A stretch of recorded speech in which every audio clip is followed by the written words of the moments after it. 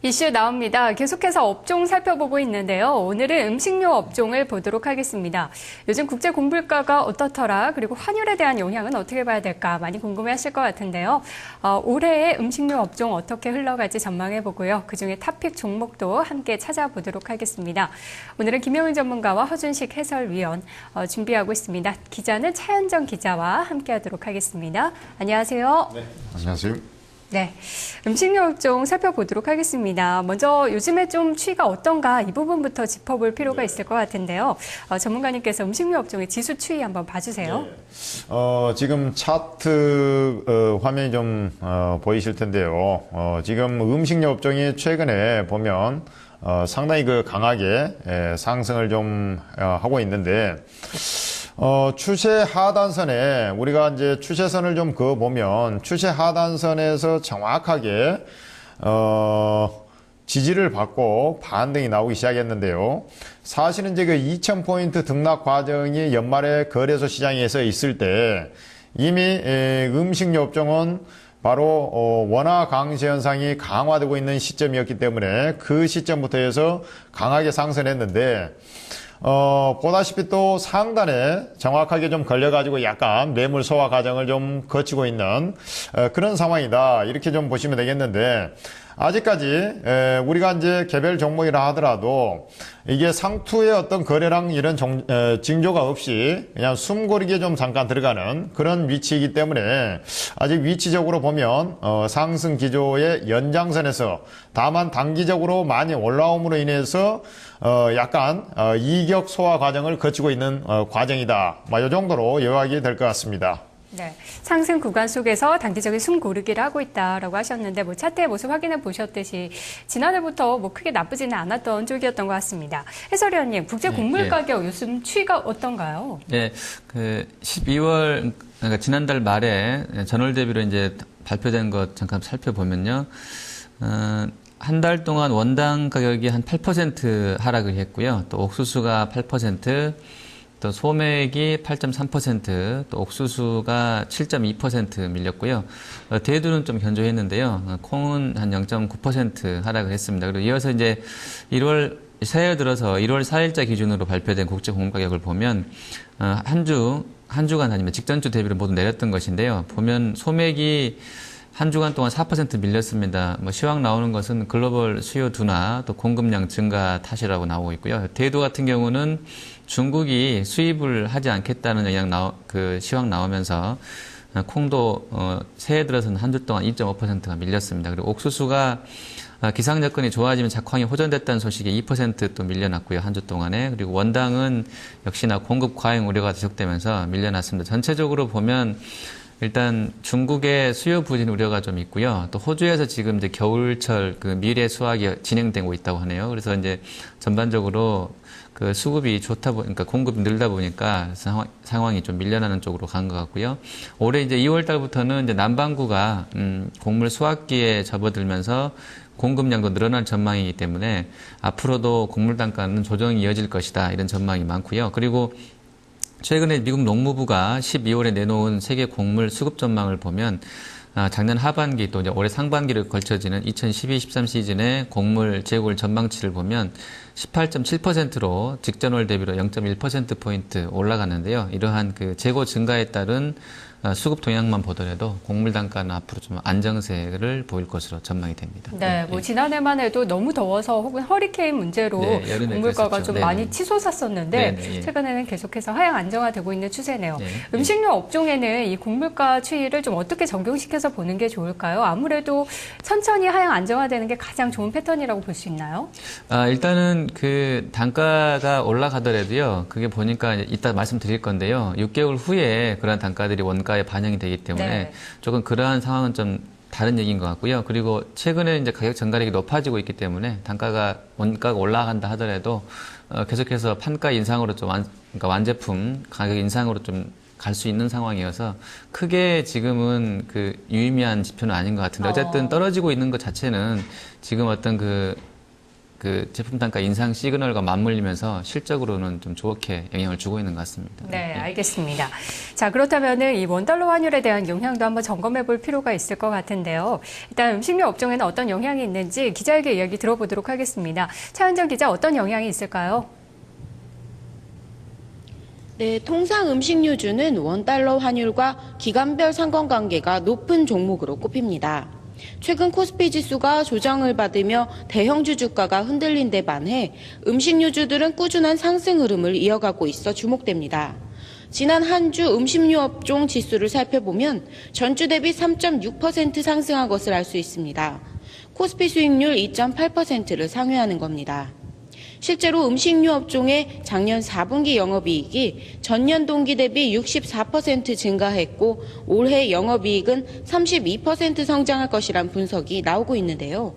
대선 이후 제품 가격 인상 흐름과 최근 달러 대비 원화 환율 하락이 호재가 되고 있기 때문입니다. 벌써부터 호재에 따른 영향도 두드러지는 모양새입니다.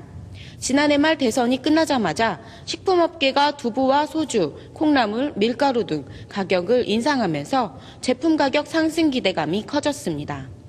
동아원은 밀가루 가격을, 하이트진로는 소주 가격을 인상했습니다. 여기에 경쟁업체의 가격 인상 소식이 이어질 것이란 전망도 제기되고 있습니다. 원재료와 수입 비중이 높은 이들 종목은 최근 달러 대비 원화 환율이 1,060원대까지 내려가면서 원화 강세 수혜주로도 자주 언급되고 있습니다. 네, 종목들에 대한 이야기까지 들어봤는데요. 아무래도 음식료 업종 이 원재료 가격에 대해서 가격의 전가력이 좀 강화되는지 이 부분을 볼 필요가 있을 것 같아요. 최한정 기자도 짚어줬듯이 대선 이후에 정말 기다렸다는 듯이 가격을 올리고 있습니다. 얼마 전에 두부, 콩나물 이야기도 있었고 이제 소주 가격도 오른다고 하고요. 앞으로 소고기나 우유 가격도 오를 수 있다고 하는데 음식료주 입장에서는 가격 전가력을 좀 활발히 활용한다면은 또 좋게도 볼 수 있을 것 같거든요. 네. 어떤가요, 해설위원님? 네. 일단 이제 지난 2012년도 6월, 7월 달에 아까 잠깐 차트 보여드린 것처럼 가뭄이 특히 미국 쪽 가뭄 나오면서 곡물 단가가 좀 급등했던 상황이었죠. 이때 도입했던 곡물 원재료가 시차를 두고 작년 12월 달부터 투입이 되고 있다고 합니다. 그러니까 한 6개월 정도 차이가 있는 것 같은데요. 소맥 그리고 옥수수랑 대두 사용하는 우리 밀가루라든지 전분당 또 유지 사료업계 같은 경우는 원가 부담은 높아지고 있는 게 맞는 것 같고요. 적어도 상반기까지는 이렇게 이제 투입 단가 상승이 나올 것 같은데요. 그러니까 지금 곡물가 내리는 거랑 또 다른 얘기입니다. 시차를 두고 적용이 되기 때문에요. 그리고 이제 원재료비 부담이 늘어나면서 판가도 올라갈 수 있는 상황이고요. 아까 말씀해 주신 것처럼 전체로 단가를 올리고 있기 때문에 실적은 크게 영향을 받지 않을 것 같고요. 그리고 최근에 이제 소주 가격이 8.2%가 올랐고요. 또 밀가루도 이미 8.7% 인상이 됐었습니다. 네. 그리고 시장에서는 앞으로도 이제 CJ라든지 풀몬, 어떻게 보면 같은 회사인데요.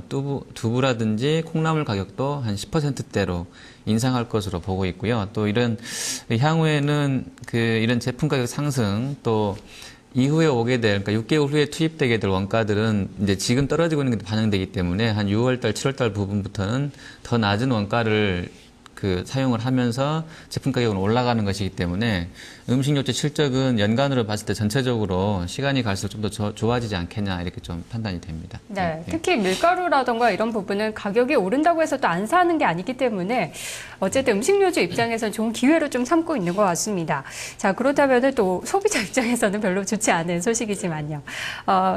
전문가님, 그렇다면 실적은 또 얼마나 좋게 나올지 일단 4분기에는 이런 가격 인상이 아직까지는 이제 반영이 안 될 것 같은데 당장 나올 4분기 실적부터 좀 점검을 해봐야 될 것 같아요. 일단 4분기 실적은 우리가 사실 여름에 미국에서 이제 폭염이 있어가지고 가격이 좀 많이 올랐었고요. 그 부분이 보통 보면 3개월 전에 투입된 물량이 이제 4분기에 적용이 되기 때문에 원가 부담은 조금 있었을 것이다 이렇게 좀 생각이 되고요.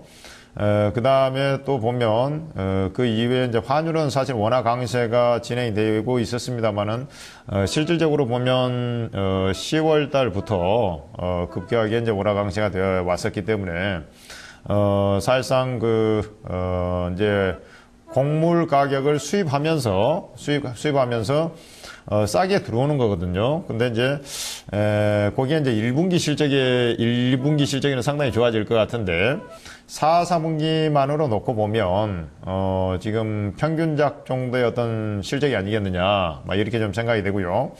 사실 그 음식료 업종의 지금 퍼 밴드를 보면 지금 상단 자리에 거의 와 있습니다. PBR 밴드, 퍼 밴드를 같이 이제 퍼 밴드를 한번 보면 지금 업종 자체가 한 13배대 후반에 지금 와 있거든요. 그러면은 과거에 작년에 이제 8월 달, 그 전에도 쭉 추이를 보면 상당히 한 16배대까지 올라오고 했는데요. 지금 14배 부근까지 와 있기 때문에 상당히 그 낮은 위치는 아니다라는 것을 다시 한번 보여주고 있는 것입니다. 네. 두 번째, 또 PBR 밴드를 보면 상단이 보면 1.4배 수준, 이렇게 구성이 되어 있는데 지금 1.3배 수준까지 올라와 있거든요. 그러니까 업종만 놓고 보면, 현재 위치에서 보면, 일단 상단에서 얼마 남지 않은 그런 위치인데, 우리가 이제 하나 생각해 볼 수 있는 것은 그럼에도 불구하고 주식이라는 것이 추가적으로 앞으로 좀 좋아질 것 같으면 또 올라가는 그런 경향이 있는 것이고요. 이 퍼라는 것은 또 결국에는 주당 순이익이 또 올라가게 되면 좀 떨어지는 그런 효과가 있기 때문에 아마 1분기, 2분기 실적은 또 거기다가 이제 가격 인상 효과 뭐 이런 것까지 감안해서 보면 좋아질 거기 때문에 음식료 업종은 추가적으로 올라갈 수 있는 소지가 있다. 이렇게 보시면 될 것 같습니다. 네, 일단 업종으로 묶어서 PER과 PBR 밴드를 좀 살펴봤는데 개별적인 종목으로 따져봤을 때는 좀 실적이 비약적으로 늘어나는 종목이 있긴 있습니까? 지금 있습니다. 그러한 비약적으로 올해 좀 늘어날 가능성이 있는 종목이 대상 같은 종목들이 지금은 사실 그 PER 밴드는 좀 높은 위치에 있습니다만은 올해 기준으로 현재 주가 위치를 보면 아마 10배 수준 정도 와 있기 때문에 그런 종목들은 좀 올라갈 여력이 좀 높지 않겠나 이렇게 지금 판단이 되고요. 그 외에도 보면 CJ제일제당 같은 종목도 실적 개선 효과가 좀 있을 것 같고요. 그 다음에 하이트진로 이런 쪽도 지금 마찬가지다. 그래서 그런 쪽 종목들이 지금 관심을 좀 두고 봐야 되는 그런 섹터군이 될 것 같습니다. 네, 잠시 후에 구체적인 전략도 들어보도록 하고요. 이제 이런 것들을 모두 감안해서 어떻게 음식료 업종 투자 전략을 세울까 살펴봐야 될 텐데요. 먼저 증권가의 의견부터 듣도록 하겠습니다. 차현정 기자, 증권가에서는 어떤 전략 이야기하고 있나요? 네, 시장은 현재 원화 강세로 인한 섹터별 호불호가 뚜렷한 만큼 방향성에 대한 문제보다 포트폴리오 차원에서 접근할 것을 제안하고 있습니다. 특히 올해 그 음식료 업종 펀더멘털이 양호할 것이냐, 그 센티멘트가 약화될 것이냐에 관심이 모아지고 있는데요. 지난해 하반기 전반적으로 단행된 제품 가격 인상과 원가 하락 등에 따라 올해 전망도 밝은 겁니다. 펀더멘털 외에 국제 곡물 가격과 원달러 환율 등 주요 이익 결정 변수도 하향 안정돼 센티멘트도 긍정적입니다. 다만 경기 민감주에 대한 관심이 커질 경우 상대적으로 방어주에 대한 투자 매력이 약화될 수 있다는 점을 염두에 둬야 할 것으로 보입니다. IBK투자증권은 메일유업과 오리온을 탑픽으로 꼽았습니다. 박예란 IBK투자증권 연구원은 메일유업의 경우 지난 2011년에 악재가 해소돼 지난해 실적 회복이 가능했을 것으로 보고 있다며 최근 중국 조제분유 수출 확대도 주목할 필요가 있다고 말했습니다. 오리온에 대해서는 국내외 제과 사업의 고성장이 지속되고 있다며 성장성에 대한 프리미엄은 합당하다고 판단했습니다. 대우증권은 CJ제일제당을 올해 음식료 업종 최선우주로 선택했습니다. 투자 포인트는 크게 가격 인상 효과와 라이신 가격, 가공식품 마진, 환율 하락 효과가 될 것이란 설명입니다. 환율 하락 영향에 대해 특히 긍정적인데요. CJ제일제당의 연결 기준 원재료 수입은 약 15억 달러입니다. 곡물 거래에 반드시 필요한 외화 차입금도 5억 8천억 달러 정도 됩니다. 환율이 100원 하락하면 해지를 고려해도 2013년 순이익은 17.5% 증가한다는 분석입니다. 네. 요즘 뭐 한창 이야기가 많았던 자동차 주들 환율이 내리면은 얼마나 피해를 입을 것인가 이런 계산들 많이 나오는데 반대로 음식료 업종은 이제 환율이 내릴 때 얼마나 이익을 좀 누릴 수 있을까 이런 분석도 많이 나오고 있는 것 같아요. 자, 두 분의 투자 전략이 궁금한데요. 일단 증권가에서는 메일유업이나 오리온, CJ제일제당 같은 종목도 언급이 됐는데 허 의원님 보시기에는 어떤 쪽이 좋아 보이세요? 네. 일단 그 음식료 업종은 그 곡물 가격 조정에 따른 이제 향후 원가 부담 완화라든지 또 이제 환율 하향세 그리고 이제 일부 업체들의 어떤 판가 인상 또 가격 전가력 회복 이래서 슬쩍 개선세가 이어질 것 같습니다. 그리고 업종 전체로 보면 긍정적인 접근이 유효할 것으로 보고요. 다만 이제 그 밸류에이션은 아까 전문가님도 지적했다시피 PER로 따져봤을 때 주가가 지금 업종이 14배 수준으로 상단까지 와 있기 때문에 이 점은 조금 이제 주의를 해야 되는 상황인 것 같고요. 종목별로는 글쎄요 뭐 다 좋아 보이긴 하는데요.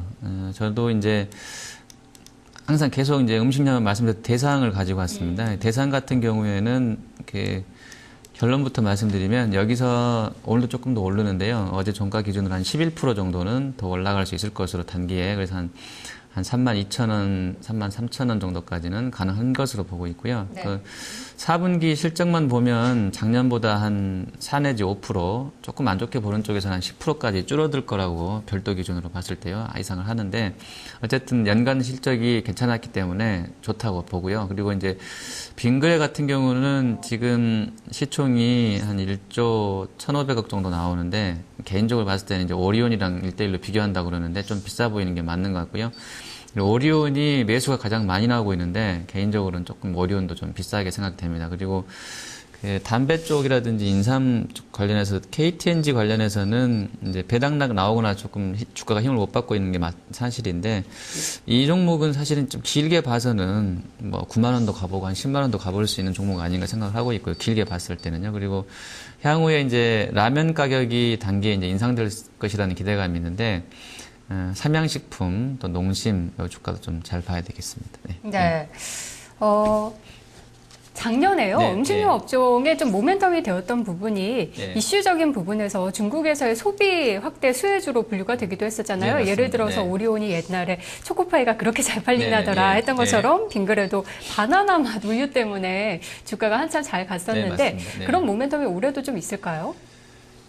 글쎄, 그, 밸류에이션 자체를 이제 수출주로 해석을 해서 좀 이렇게 높게 준 것 같아요. 오리온도 그렇고, 빙그레도 그렇고요. 근데 이제 1대1로 아주 똑같은 일을 하는 회사는 아니기 때문에 사실은 좀 차이는 있을 수도 있겠습니다만, 그 이제 그 리포트로 갖다 이제 포장을 한 것 같고요. 어쨌든 네. 뭐, 그 빙그레 같은 경우는 한번 직전 고점까지는 한번 만나보고 오지 않겠냐 생각을 하게 되는데, 개인적인 판단으로는 좀 비싸다, 이렇게 좀 생각이 됩니다. 네. 네.